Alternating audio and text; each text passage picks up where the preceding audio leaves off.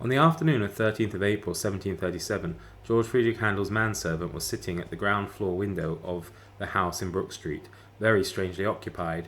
He had found to his annoyance that his supply of tobacco had run out, and in fact he had only to go a couple of streets away to buy more at his sweetheart Dolly's shop, but he dared not leave the house for fear of his lord and master, a hot-tempered man. George Friedrich Handel had come home from rehearsal in a towering rage, his face bright red from the blood that had risen to it, the veins standing out like thick cords at his temples. He had slammed the front door of the house, and now, as the servant could hear, he was marching up and down on the first floor so vigorously that the ceiling shook. It was unwise to be negligent in his service on days when he was in such a fury. So the servant was seeking diversion from his boredom by puffing not elegant rings of blue smoke from his short clay pipe, but soap bubbles. He had mixed a little bowl of soap suds and was amusing himself by blowing the brightly coloured bubbles out of the window and into the street. Passers-by stopped, bursting a bubble here and there with their canes in jest. They laughed and waved, but they showed no surprise, for anything might be expected of this house in Brook Street. The harpsichord might suddenly play loud music by night.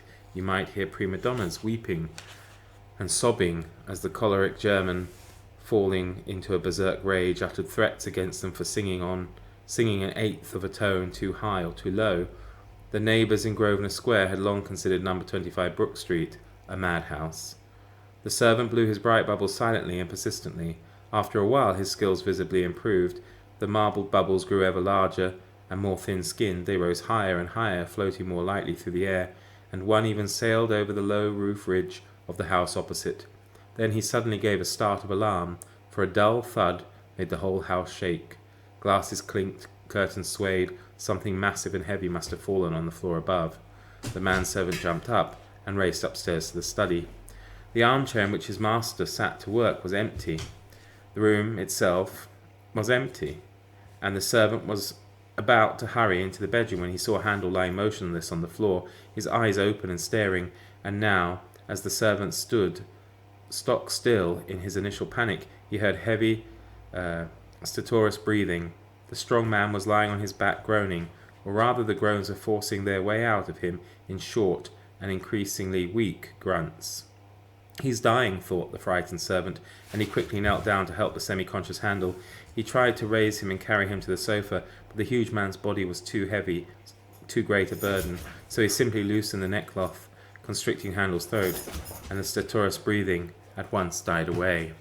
Hello everyone, and welcome to another episode of Off the Shelf from Book Time with Elvis with me, Mark. Hope you're all doing very well.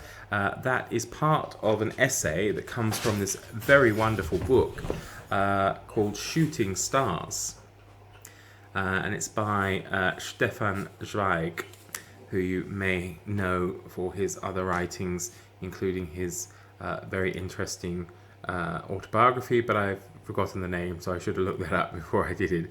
But doesn't matter. What this is a collection of 10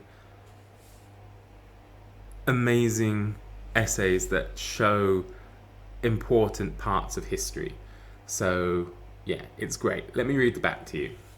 With 10 pivotal moments from history, Stefan Zweig celebrates some of the most extraordinary events to have shaped human experience. From Balboa's discovery of the Pacific in 1513, fired by fever dreams of gold, to the near death of composer George Friedrich Handel, and from the single night in which 17 ships were carried across a mountainous headland to the creation of the French Revolution's blood-soaked anthem, Shooting Stars captures every dramatic episode in passionate prose. And it absolutely does, and it's wonderful. And the reason I chose to read that segment to you, of course, is that this month is Audible August, and we have to read something related to music. I do have some other books which you'll maybe have heard about by now, because this is pre-recorded. So I thought, yeah, doing Handel would be a good one, because I am not reading anything on Handel, but I thought I should, and luckily I had this essay, so I thought, this would be great for this edition of off the shelf, off my shelf. So yeah, check it out. And if you haven't read any Zweig before, I recommend that you do. He really is phenomenal. Super. So thanks very much for watching. Do Do take care of yourselves, and I will see you all again very soon. Bye for now.